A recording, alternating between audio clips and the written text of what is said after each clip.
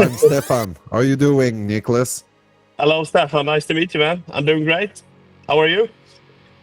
I'm fine. It's noon here, and just took a break of my job to do something better. Awesome. I fucking love your microphone stand with Ah, Star thank on. you. Yeah, it's fucking Yeah, great. that's quite badass. Yeah, I love that piece. yeah. Same. But before I had my mic right into the middle of this, but uh, I have to change it because it broke, and I decided to have a better mic. So it's not in there, but it's just at the front. Oh, okay, nice. So you It know the looks like trick. it's in there. Yeah, Yeah, I know. I try to center it the way it looks like the mic is in. yeah. Yeah, Awesome. but yeah, that's it. Fuck So yeah. a new album coming up. Yes, man.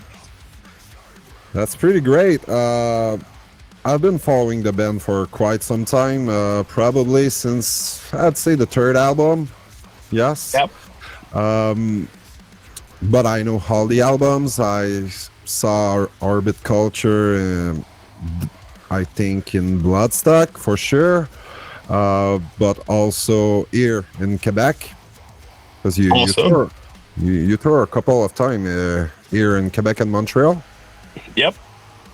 So was pretty great. Your band sounds really nice live. I have to say, it's really the production of the sound, the global sound is very surgical. I will say but that's the kind of music that sounds great live. But a lot of bands doesn't sound as good as you. It was really bombastic. I have to say that. Thank you so much, man. I appreciate it. So new album will come out, I think, at the beginning of October 1st, or Yeah, exactly. exactly. October Okay, 3rd. Yeah. third. Yeah, I wasn't sure about the exact date, but it's coming up on Century Media. Um, the sound of the band has evolved quite a lot since the very beginning. Uh, at first, but I think it's all the ingredients are still there, but there's new elements to the sound, and I think this new album is quite diversified. It's there's a lot of different songs on this album. There's even a ballad at the end to Yeah. close the album that reminded me. No offense intended. uh, Maybe it will be a compliment or an offense. It depends. But I thought it was reminiscent to Stone Sour when Corey Taylor will go a little bit softer. Oh, yeah. I think a Yeah, little that's bit, cool. but it's a crescendo. That ballad, it doesn't kick off at any time, but it's still a crescendo. A lot of elements are like coming up all Yeah, together. yeah. It's when we wrote it, we always felt it was very kind of similar to Snuff by Slipknot. So I get what you mean. Yeah. Saying Slipknot, you have a lot of different voices. You are using different way to sing.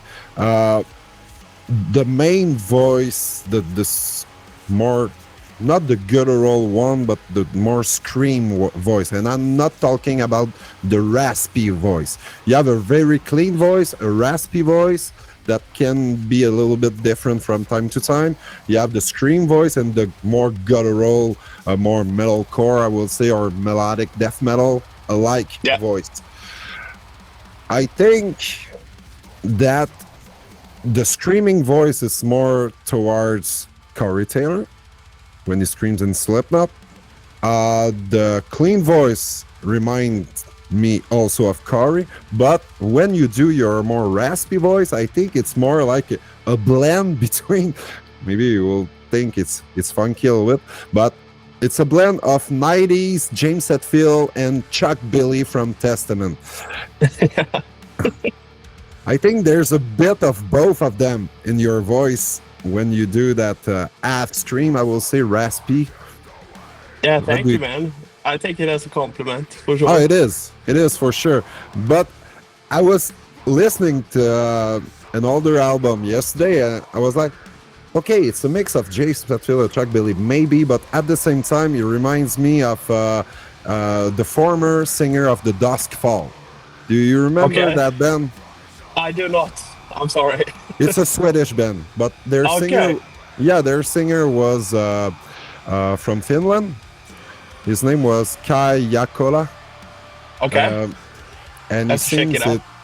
he sings in a band called Death Chain nowadays. But Okay. if you want to check one album by the Duskfall, is Frailty. Frailty. I will do. Frailty, and seriously, the title track was pretty awesome, and you will understand exactly what I meant when I said that your vocal is alike of him. Awesome. Thank you. But you have more in your arsenal, so there's a lot more. So tell me a little bit about the vocal direction and the new album. There's, yes, all the ingredients that we know: metalcore, melodic death metal, a little bit of death metal, but there's also genty, chuggy riffs here and there. Even some almost electronic moments, like I would not say dubstep, but there's, you know what I mean. Sometimes Yeah. there's some. Talk a little bit about everything you have on this new record. Yeah, dude. I think it's just a big cold run of stuff. Oh, so, sorry. Hallå? Ja, tjena! Tack! Jag hade en intervju här, men tack. Okej, då har jag missat det. Tack så mycket. I'm so sorry. Oh, no problem. Oh my god. The neighbor just walked in. Okay, sorry. I guess you can cut out that. No. It's just fun. Okay. We are here to have a good time. It's not a yeah. proper interview. I ask question, you answer, and we have fun. Okay. Let's go. Cool. No, I don't but the album kind of wrote itself, and we didn't think so much about what we were doing. Everything just happened, and whether it's like when it comes to like, yeah, we should have a growl there, or we should have some clean vocals there, you just like make it up as you go. So we don't think so much, we just execute. If that makes sense. Yeah, and sometimes the part, you have the part musically, and you know the voice that will fit the song better. Yeah, I think when you do more and more albums, you kind of start to know what will fit and what will not. But that's also kind of a safe way to play it. So that's why we brought in more of these calmer, clean vocals, and some of that like Slipknot shouting, which is very difficult to do if you do it like wrong, because it can really hurt your throat. So that was a fun challenge to play around with, and with a song like Bloodhound, we needed to have that aggression that's Slipknot does so well. So we wanted to kind of replicate that feeling more so, and that's why those vocals were needed, because the growls are very the growls doesn't have like a pitch per se, but they when you throw growl at a riff, it doesn't matter what tuning it is. If you put it the growl over like a drop D riff, it will sound like it's in D. But if it's so we just needed to have that raw, like bloodhound aggression in there. Yeah. So I wasn't wrong when I heard the album. I was like, is it me, or it sounds sometimes really like Slipknot? And then I arrived to the last song and I was like, oh, now it's Stone Sour. So it's a big inspiration for you, everything that Corey Taylor did, or I grew up with Slipknot, and both Richard, the guitarist, and Christopher, our drummer, are huge Slipknot fans. But I was more, Okay. I was like maybe a bigger Slipknot fan when I was a teenager. I thought they were really cool, with the mask and stuff, and I still do. But I think when we were out playing with them last year, that's when I, really discovered like the greatness of Slipknot, and Hmm. how, when you were able to watch shows every night and see how, that machinery is working. That's something that you draw inspiration from, whether you like it or not, I would say.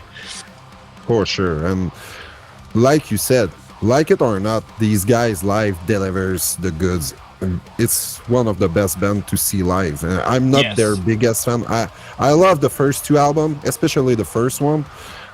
When it came out, it was like really something new. It was like in 1999 with what the fuck. Yeah. Wow, there's so many people, they all these guys, and the sound, a lot of percussion and everything. Uh, but you had the chance to tour with them. Uh, you have any stories interesting to say, or how they will work behind the curtains? That Yeah,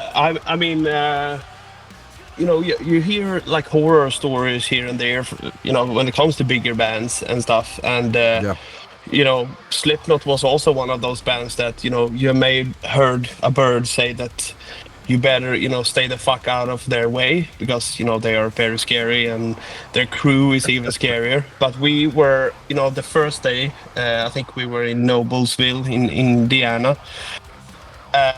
That completely changed. The crew was super fucking nice, every single one of them, because there are so many. uh, yeah, the truck drivers, the front of house lights, stage managers, they were so welcoming to, a Swedish band like us. So it was crazy.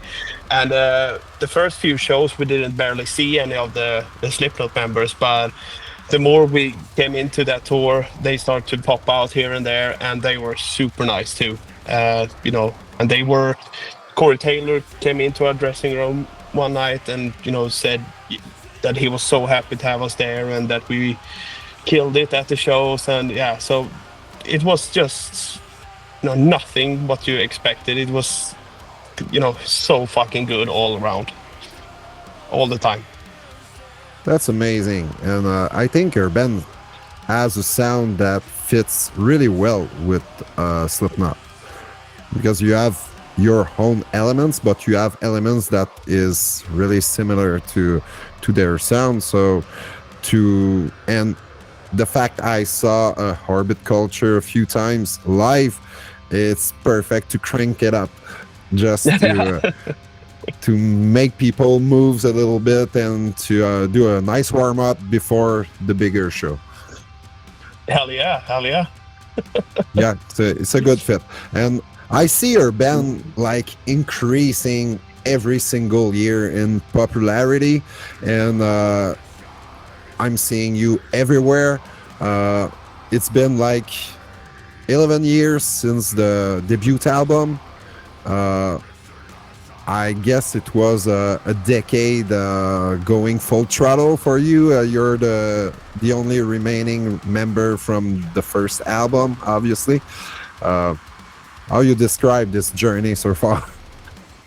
Well, I think, it's obviously the last 3 years has, been just a roller coaster, and everything has happened so fast during those years. But from the beginning to up until like 2020, I would say that's, it was completely quiet in our camp. We just wrote riffs and recorded stuff, and you know took it, very light-hearted. If I, we just did what we felt was good, and yeah, it turned into more like a passion than anything. And luckily for us, it popped for, So I mean, the like the daily life obviously has changed, when it comes to you're touring and stuff, and there's way more responsibility now to get shit done.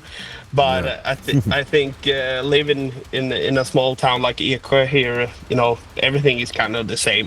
It's just that we are away from home a bit more. But Totally. the mindset is definitely the same. Yeah, because you did some extended tour in the last few years since Descent. Descent, I Yeah. think the last album. I think you took a big jump in popularity, and yes, that's right. What you said before the pandemic, the band was quite on underground still. Yeah, definitely. And we were for many years. I mean, I think it was during the pandemic in 2020 there when we released Ninja. We got some Yeah, internet, following. Obviously, you can play shows due to COVID, but the moment we got out there in 2022, the train has not stopped yet. So it's yeah, great. yeah, yeah. That's great. And about the first two albums, it was the same lineup, and then almost, I think. Kinda. During Immediate Rest in 2014, it was the four original guys, but then Maximilian dropped off at the beginning of making Rasen, the second album. So we were a trio making it, and Okay, I then didn't know. when we released it in March 2016, I think it was. I might be wrong. Yeah, yeah, yeah. It You're right. I it was checked. only me and Marcus, my old drummer, left. So we were a two piece. Okay, so Yeah, on Metal Archives, they are not the dates are they're not. not good because they are saying It's not 2000. accurate. No, it's not accurate at all because it says like 2017 that two members left, and then the last one in 2018, which will be the drummer. I'm pretty sure. Is is the guys were done with metal with trying to play music, or it was just a matter of creativity differences? I don't know.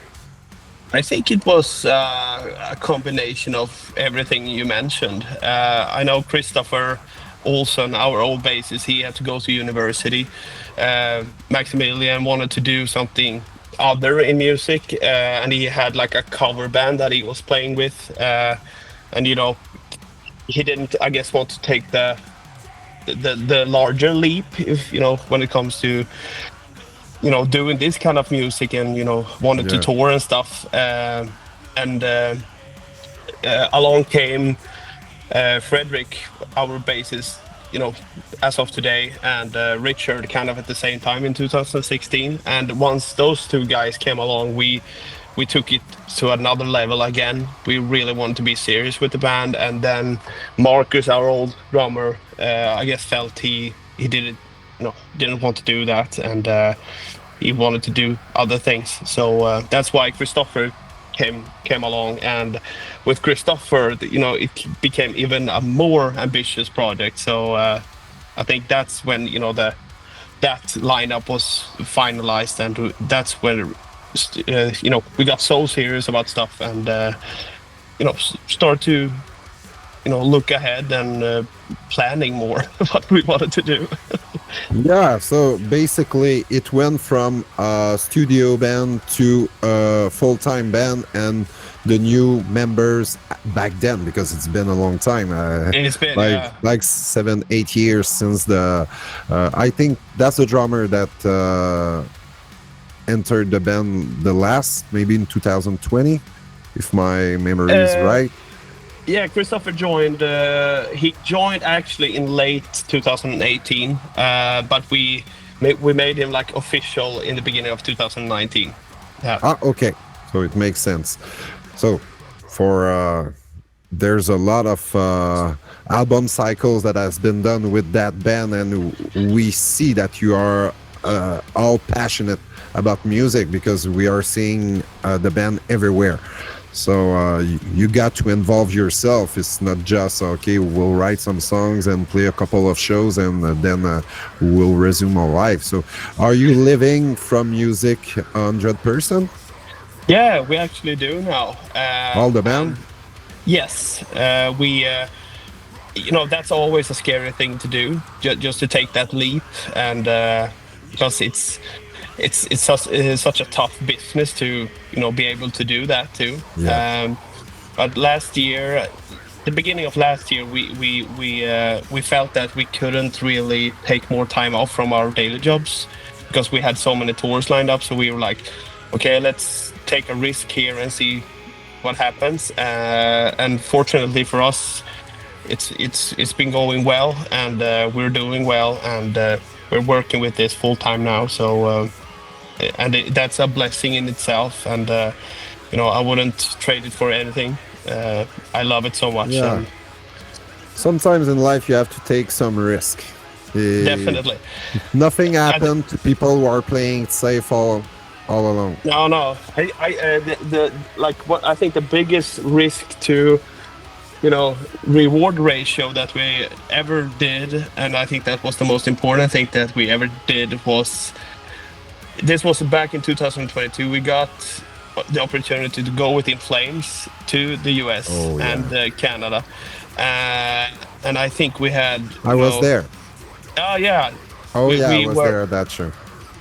That's awesome. Chris Because Broderick was new to in the band. yeah, Was new in the Flames. Yeah. exactly. But I remember we were on the airport, and we were gonna land in New York, if I remember. And we had like so little money left. We had hired this bandwagon to drive us around, and you know, in hindsight now, two flat tires, and we would, be on our way home. But we took that risk, and it paid off because the tour did well for us, very well, even though we were like the second out of four or something, Yeah. maybe first of four, yeah, second out of four, and Second, I think. Yeah. uh, we actually, it was a great tour for us, but that also led to us getting the European tour with In Flames, which did great for us too, which led to us getting the Avatar tour. So everything just led to different things. But that In Flames tour in the US was a big risk, but Yeah. we just did it. Didn't think so much of it at the time, but now it feels like nightmare fuel. Yeah. But anyway, you have to take that risk. You have the chance to play with In Flames. You know that the Exactly. band is quite recognized around the world for a long time.